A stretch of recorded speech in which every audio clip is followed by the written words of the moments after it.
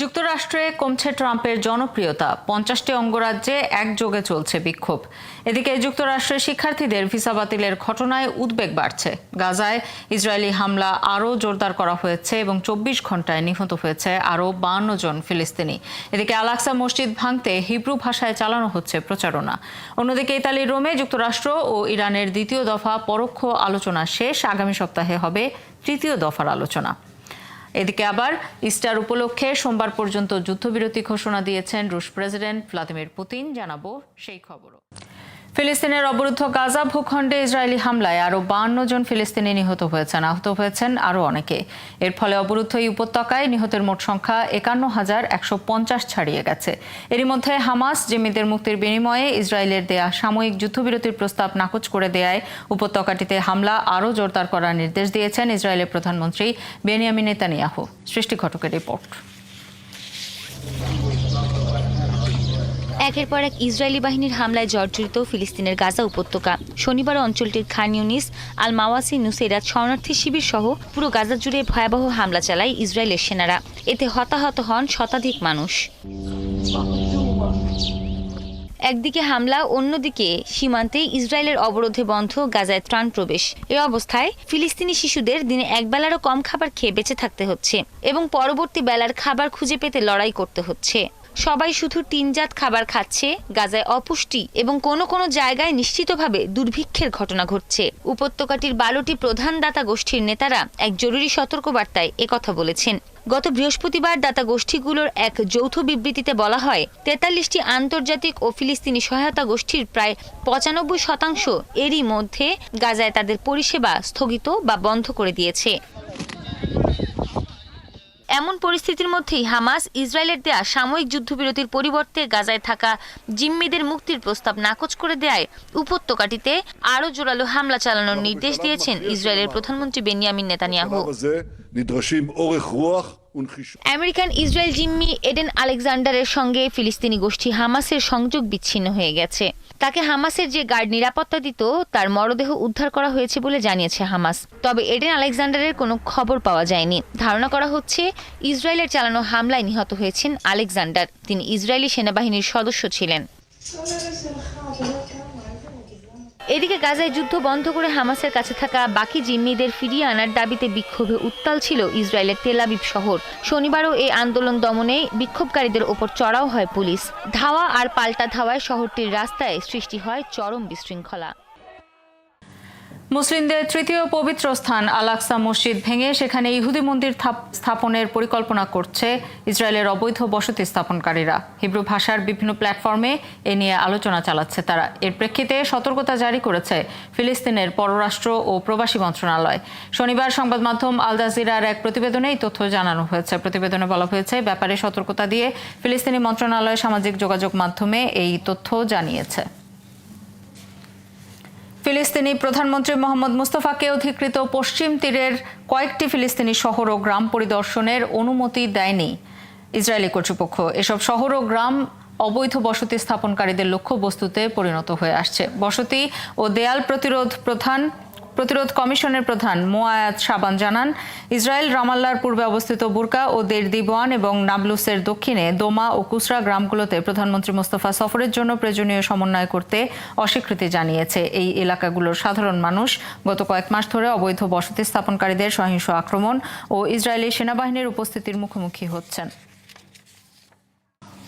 ইতালির রাজধানী রোমে ইরান ও যুক্তরাষ্ট্রের মধ্যে দ্বিতীয় দফার পরোক্ষ আলোচনা শেষ হয়েছে। ইরানের পররাষ্ট্রমন্ত্রী রাষ্ট্রীয় টেলিভিশনে বলেছেন, প্রতিনিধি দলের মধ্যে একটি ফলপ্রসূ বৈঠক হয়েছে এবং তাদের মধ্যকার আলোচনা অনেকটাই এগিয়েছে। আব্বাস আরাকচি জানিয়েছেন, শনিবার রোমে তার এবং যুক্তরাষ্ট্রের মধ্যপ্রাচ্য দূত স্টিভ উইটকফের মধ্যে ৪ ঘণ্টা পরোক্ষ আলোচনা হয়েছে। তিনি আরও বলেন, তাদের দুই দেশের প্রতিনিধি দলের মধ্যে গঠনমূলক আলোচনা হয়েছে এবং তা ভবিষ্যতের জন্য প্রত্যাশাপূর্ণ ছিল বলেও জানিয়েছেন তিনি। ইরানের পারমাণবিক স্থাপনাগুলোতে হামলার পরিকল্পনা থেকে সরেনি ইসরায়েল। যুক্তরাষ্ট্রের প্রেসিডেন্ট ডোনাল্ড ট্রাম্পের সমর্থন না থাকলেও আগামী কয়েক মাসের মধ্যে একাই সীমিত পরিসরে হামলা চালাতে চায় দেশটি। একজন ইসরায়েলি কর্মকর্তা বার্তা সংস্থা রয়টার্সকে এই তথ্য জানিয়েছেন। প্রতিবেদনে বলা হয়েছে, ইরানের পরমাণু স্থাপনায় হামলার পরিকল্পনা নিয়ে ট্রাম্প ইসরায়েলের প্রধানমন্ত্রী বেনিয়ামিন নেতানিয়াহুকে বলেছেন, যুক্তরাষ্ট্র আপাতত এ ধরনের পদক্ষেপকে সমর্থন করবে না। এর আগে ইসরায়েলি কর্মকর্তারা তেহরানকে পারমাণবিক অস্ত্র অর্জন থেকে বিরত রাখার প্রত্যয় ব্যক্ত করেন। মার্কিন প্রেসিডেন্ট ডোনাল্ড ট্রাম্পের বিরুদ্ধে যুক্তরাষ্ট্র জুড়ে আবারও হাজার হাজার মানুষ রাস্তায় নেমে এসেছেন। স্থানীয় সময় শনিবার দেশটির রাজধানী ওয়াশিংটন ডিসি, নিউ ইয়র্ক এবং শিকাগো সহ প্রধান শহরগুলোতে বিক্ষোভ হয়েছে। ট্রাম্প প্রশাসনের অভিবাসীদের বিতাড়ন, সরকারি চাকরি থেকে ছাঁটাই, গাজা ও ইউক্রেনের নীতির বিরোধীরা বিক্ষোভে অংশ নেন। বিক্ষোভে উত্তাল যুক্তরাষ্ট্রের সব অঙ্গরাজ্য। মার্কিন প্রেসিডেন্ট ডোনাল্ড ট্রাম্পের সাম্প্রতিক কিছু নীতির বিরুদ্ধে প্রতিবাদ জানাতে 50টি অঙ্গরাজ্যেই হাজার হাজার মানুষ একযোগে নেমে আসেন রাস্তায়। স্থানীয় সময় শনিবার অনুষ্ঠিত এই আন্দোলনের নাম দেয়া হয় 50501, অর্থাৎ 50টি অঙ্গরাজ্যে 50টি প্রতিবাদ, একটাই আন্দোলন। এই কর্মসূচি যুক্তরাষ্ট্রের স্বাধীনতা যুদ্ধ শুরুর 250তম বার্ষিকীর সঙ্গে মিলিয়ে আয়োজন করা হয়।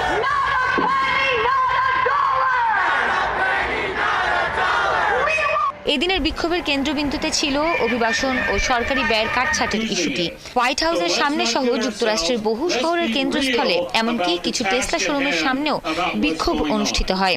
নানা দাবির ভিড়ে সবচেয়ে বেশি উঠে আসে কিলমার আব্রেগো গার্সিয়া নামের এক ব্যক্তির ফেরত আনার দাবি। গার্সিয়া একজন মার্কিন অভিবাসী, যাকে ভুল করে এল সালভাদরে ফেরত পাঠানো হয়েছিল।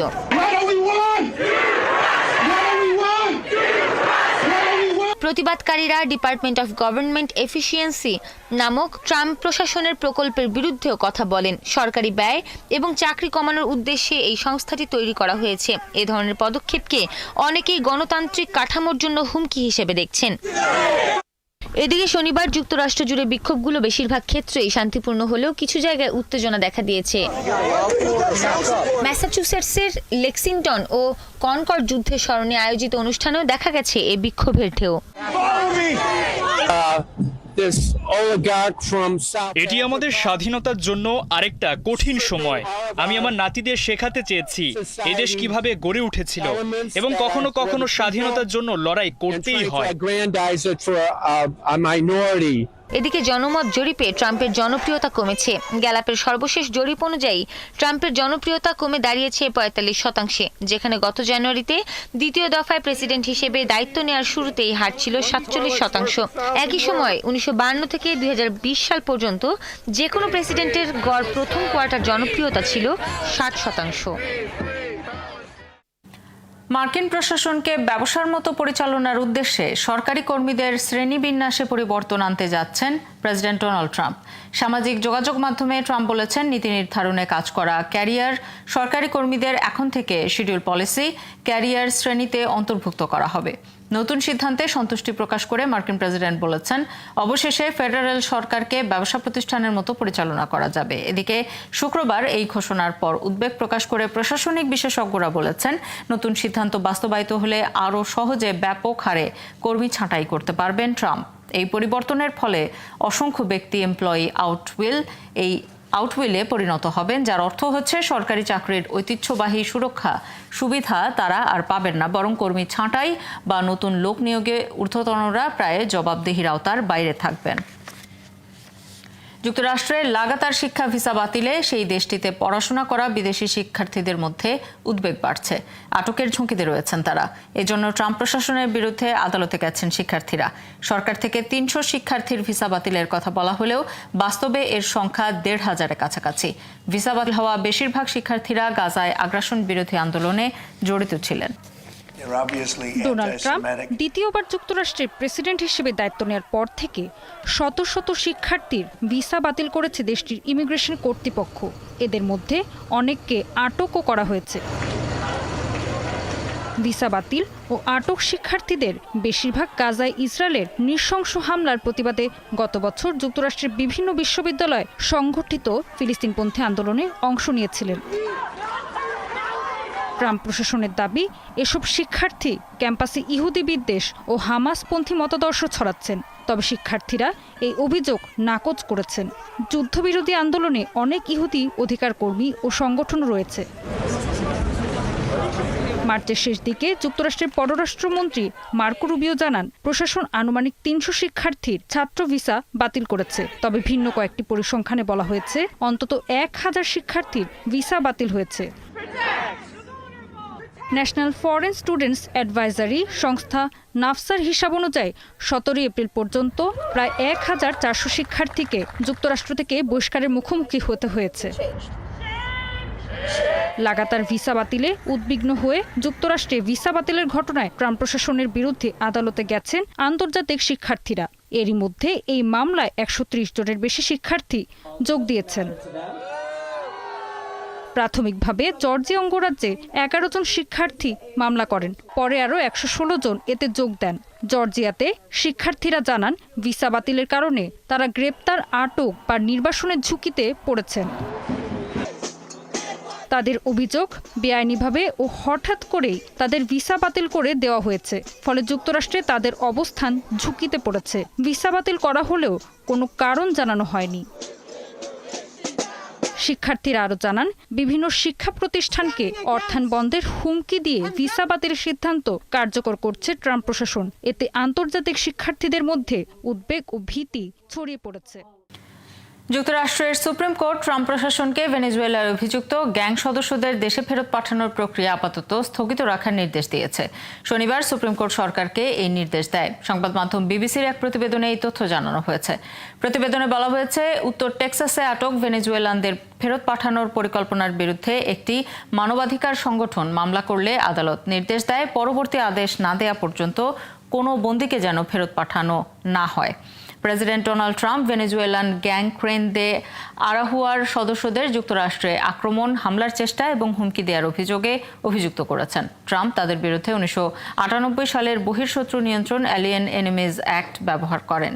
এই আইন যুক্তরাষ্ট্রের প্রেসিডেন্টকে শত্রু দেশের নাগরিকদের বিনা বিচারেই আটক বা বিতাড়নের ক্ষমতা দেয়।